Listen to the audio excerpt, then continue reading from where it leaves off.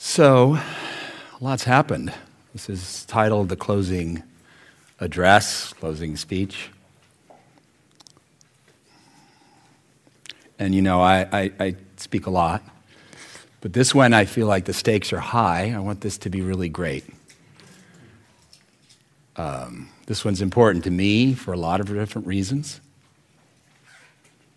Not the least of which, after this event, I feel closer to my students, those of you here and those of you who are not able to be here. I feel closer to you than ever. And in awe of what's unfolding. What's unfolding is really quite extraordinary. And in fact, you know, the whole idea that I could do a great talk here at the end isn't really possible given the greatness of what unfolded here. And watching, particularly over this last day, but really the whole thing contributes to this, is just seeing these teachings take root in so many different ways in you guys. I'm a parent, and it reminds me a little bit of that. On the opening night, I called out Karina for being here. I also think I called out during the training. I called out Catherine Templeton. I called out Lauren. There's so many, and Eve. So many of you in so many different ways, and Hollis, and are learning to express these teachings in your life and through your unique the path that your jiva takes. And so the real greatness is what happened here. I have no idea if I can convey that in some important way here at the end.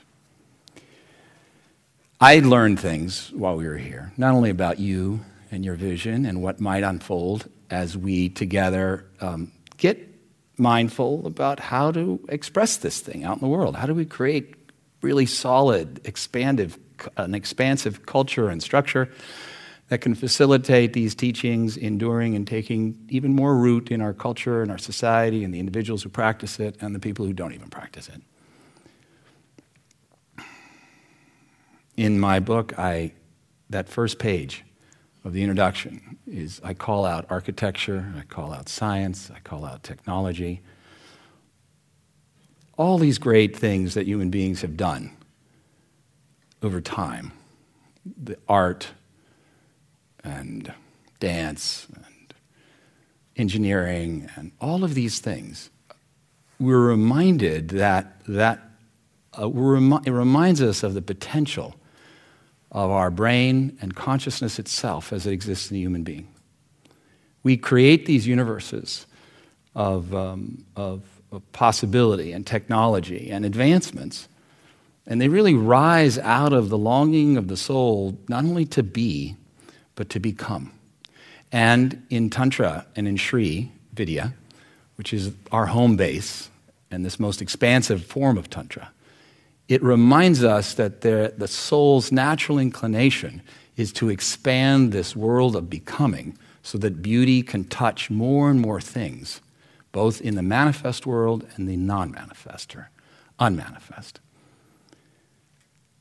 Last night, when my teacher was speaking to the group, Panaji was speaking to this idea of this inclination to make organization and spirituality two separate things. And that in our mind, we assume that these are absolutely diametrically opposed. The more spiritual you are, the less organized you should be. And the more organized you are, that's clearly the path to capitalism and greed. And what he reminded us of is that's not necessarily true. That there is a path of wisdom and skillful action where these two things can live and coexist and actually support the thriving of both spirit and matter. And it was a really, I think, important reminder for all of us in a way to take the judgment out of creating structure, creating physical possibility, creating organization, so that spirit can have full expression. I don't really have a lot to say. I mean, I think the real the reality is that this is not a closing speech. It's a way of somehow summarizing the way that the doors to what comes next are coming next. What is on the other side of these doors? I'm excited to watch. I'm excited to see you guys step into greater roles of responsibility as teachers, as leaders, as practitioners. Throughout this time together, time and time again, it's come up that our own personal practice is the basis of this thing working at every level, at level of teacher, at level of parent, at level of professional, at level of leadership, and a really careful navigation of whatever the path ahead is, that our practice is that means by which we cultivate the light of discernment and the heart of compassion. And with that intact, with those two things vibrant and powerful in our hearts and our minds, the path ahead will be clear. And those of us who are not here, who feel a part of ParaYoga, the inclination to serve will be real. In my own life, it's hard to imagine, but when I was young, I didn't talk very much. I mean, it's maybe hard for you to imagine. I can remember it. I was silent much of the time. Partially, I was an observer from a very early age. But I was more prone to not say what I thought and not act on what I felt. I had a lump in my throat for probably 15 years. Not long after becoming an adolescent, I had a lump in my throat. And it didn't fade for many, many years. At one point, one of my early practices, my teacher told me just to meditate on Visuddhi Chakra. I would meditate on Visuddhi Chakra for 20 minutes. That probably helped. But I can tell you it was a slow process of giving myself permission to exercise and to act upon the voices, the feeling, the sensibility that I had been stuffing right at my throat. And the moment I began to give myself permission to express what was in my throat, life changed. And as though a door to a different world of living happened. I still remember it. And I still am conscious on occasion that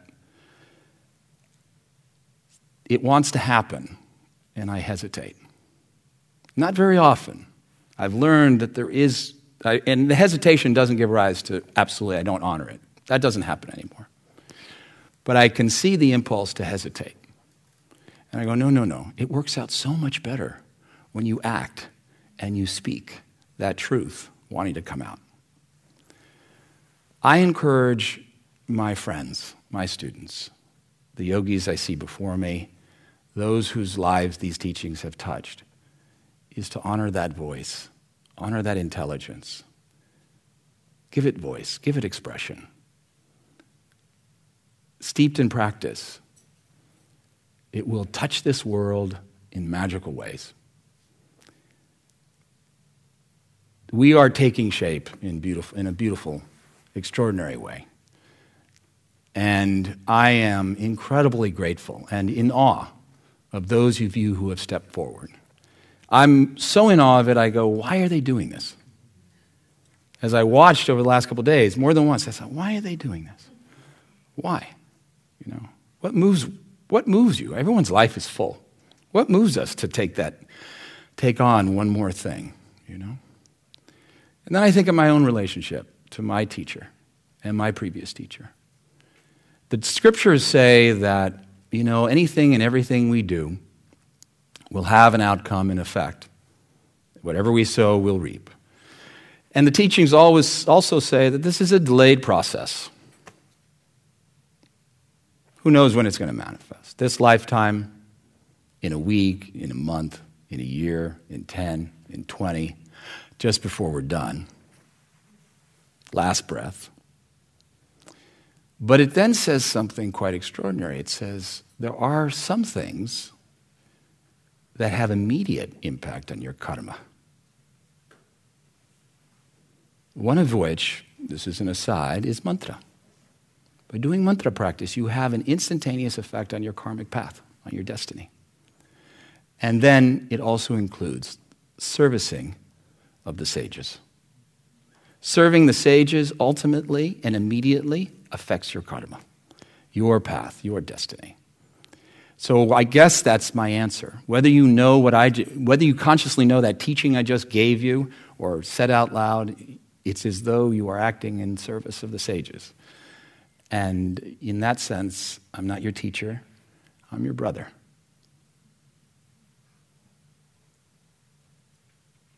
So, I'm sorry if people weren't here. We had a ball. It was intense. It was amazing. Amazing souls put so much time into making this happen in the most extraordinary ways.